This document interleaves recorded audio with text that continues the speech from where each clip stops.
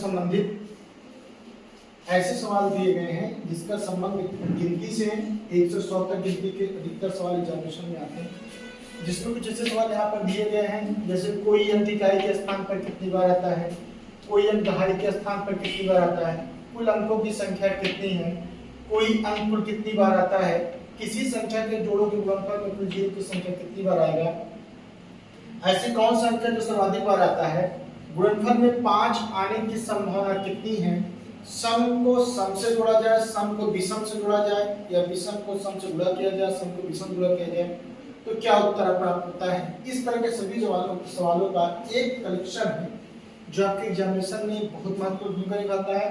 और ऐसे सवालों को हल करने में यद्यप अगर आपको पहले से ही पता है बहुत कम समय लगता है, यदि नहीं पता है तो निश्चित रूप से आप इसमें 4 से 2 या 4 मिनट ले लेंगे, जो आपके एग्जामिनेशन के समय बहुत ही खतरनाक साबित होता है। तो जैसे यहाँ पे आप देख रहे हैं काउंटेबल संख्या यहाँ पर विद्या लिखी गई है, तो इसमें दिया हुआ है पहला क्वेश्चन है कोई एक इकाई के स्थान पर कितनी बार आता है।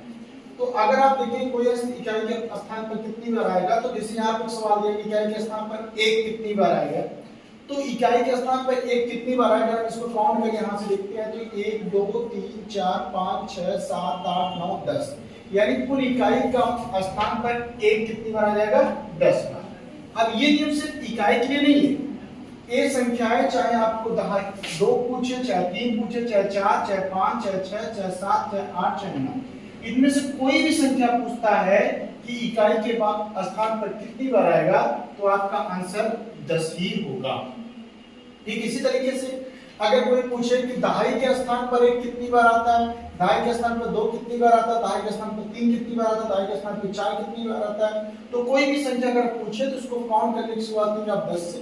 तो 10 से अगर शुरुआत करेंगे, मान लीजिए आपसे 1 पूछा जाता है, तो आप यहाँ शुरुआत करेंगे 10 11 12 13 14 15 16 17 18 19, यहाँ पे शुरुआत करेंगे। तो इस तरीके से दहाई के स्थान पर 1 भी कितनी बार आया, 1 बार, 10 बार। सिर्फ एक ही नहीं, कोई भी संख्या होती हो, चाहे वो 2 पूछे, चाहे वो 3 पूछे, चाहे 4, चाहे जो भी संख्या पूछता हो, पूछेगा दहाई के स्थान पर कितनी बार आएगा, तो वो आपका आएगा 10 बार, चाहे जो संख्या पूछता है। तीसरा होता है कि कोई भी संख्या सैकड़ा के स्थान पर कितनी भी आता है, तो ये आपका आंसर होगा सिर्फ 1 बार आएगा, और एक ही इकलौता ऐसी संख्या है जो सैकड़े के स्थान पर आती है 100 तक काउंटेबल में, बाकी और कोई संख्या सैकड़े के स्थान पर नहीं आती।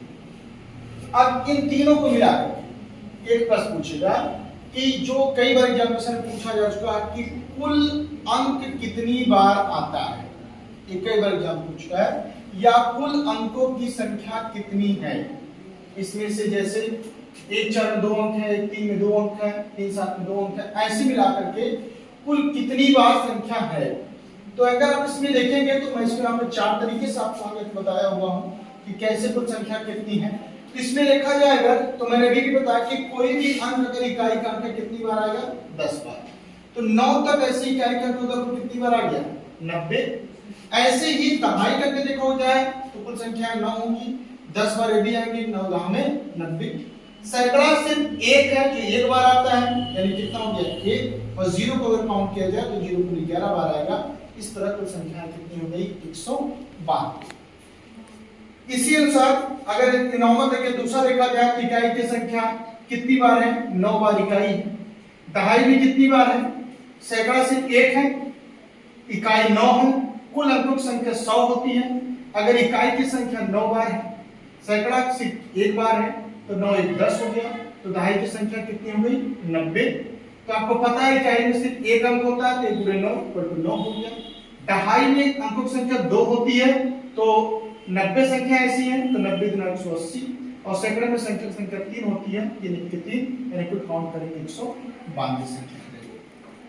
इसी तरीके से 3 अन्य तरीके से भी यहाँ पे सॉल्व करके बताया गया है कि प्रत्येक संख्या अगर देखा जाए, इसमें से अगले एक सवाल और पूछता है कि जैसे यहाँ पर देखा 2 को कितनी बार आएगा, 3 को कितनी बार आएगा, 4 को कितनी बार आएगा, 5 को कितनी बार आएगा, 1 को कितनी बार आएगा। तो अगर आप देखेंगे तो कुल कितनी बार आएगा, जैसे पूछा गया सवाल 1 कितनी बार आएगा, तो आपको चाहे इस साइड काउंट करने के बाद इस साइड काउंट करें, चाहे इस साइड काउंट करने के ज्यादा इस साइड काउंट करेंगे। तो अगर आप इस साइड काउंट करेंगे तो आपको पता चलेगा तो यहाँ से लेकर अगर यहाँ तक काउंट करें तो 1 2 3 4 5 6 7 8 9 10, एक बार यहाँ 11, एक 12, 12 का 13 14 15 16 17 18 19 और एक बार यहाँ पे 20, एक बार 21, यानी एक जो है वो कुल कितनी बार आ जाएगा?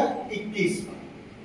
कितनी बार आएगा? 21 बार, क्योंकि 11 में 2 बार है, इसमें तो 21 बार आएगा एक। बाकी जितनी संख्या है सब कितनी बार आती हैं?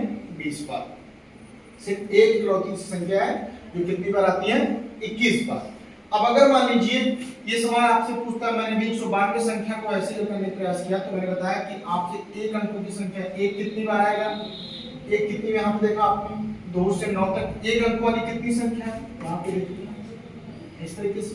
फिर आपने मैंने देखा कि 2 से 9 तक कितनी संख्या है, कितनी बार आती है? 20 बार आती है। फिर ऐसे में देखा कि कितने संख्या कितना आंसर हो गया? 192। उसके बाद कुल अंकों संख्या 192 हो गया आपका। गुणनफल में 0 कब आ सकता है? तो गुणनफल में 0 तभी आएगा जब उनमें 2 और 5 का पेयर करोगे, तभी 0 आ सकता, अन्यथा 0 आने की संभावना नहीं होती। तो सामान्यतः अगर आप देखेंगे, जैसे यहाँ सवाल दिया गया 1 से 9 तक गुणनफल में 0 कितनी बार आएगा, तो इसमें अगर आप देखेंगे 1 से 9 में तो दो तो कई बार, दो हर 2 क्रमांक अंतराल के बाद 2 अवश्य आएगा। तो मेन उसमें 5 देखना होता है, तो 5 देखेंगे आप 1 से 9 के बीच में 5 सिर्फ एक बार है, इसलिए हमारा आंसर आएगा सिर्फ 1 2 और 5 का एक ही गुणा बनना संभव है, इसलिए आंसर कितना आएगा? सिर्फ 1 0 आएगा। इसी तरीके से अगर 11 से 20 के बीच में देखा जाए तो 1 15 में रहेगा, 3 5 15, 1 5 20, 21 में रहेगा, यानी इसमें कितना आ जाएगा? इसमें 2 आ जाएगा, 2 जोड़े बनेंगे, इसमें 2 हो जाएंगे। लेकिन एक बात विशेष रूप से ध्यान देना है कि 25 में 5 2 बार है, 50 में 5 2 बार है, 75 में 5 2 बार है, 100 में 5 2 बार है।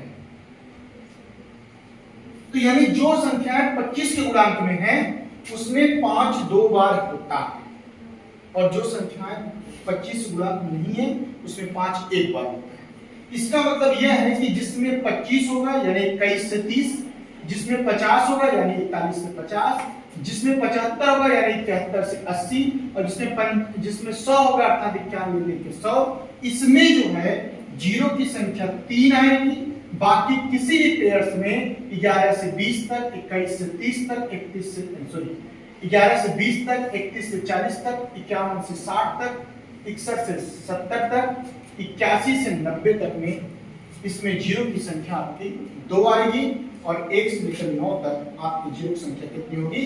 1। यानी अगर आप कुल 0 की संख्या काउंट करना चाहेंगे, 1 यहाँ पर हो गया आपका, इसमें आपका 2 हो गया, इसमें आपका 3 हो गया, इसमें आपका 2 हो गया, इसमें आपका 3 हो गया, इसमें आपका 2 हो गया, इसमें आपका 2 हो गया, इसमें आपका 2 हो गया, इसमें आपका 2 हो गया, और इसमें हो गया आपका 3।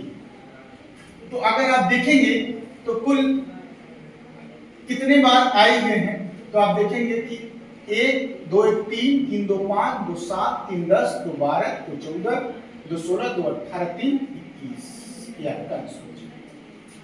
उसके बाद और इसके बाद आप देखेंगे 21 हो गया आपका, 2 और 5 इसके 10 का, यानी कुल कितना हमारा आंसर आ गया? 22।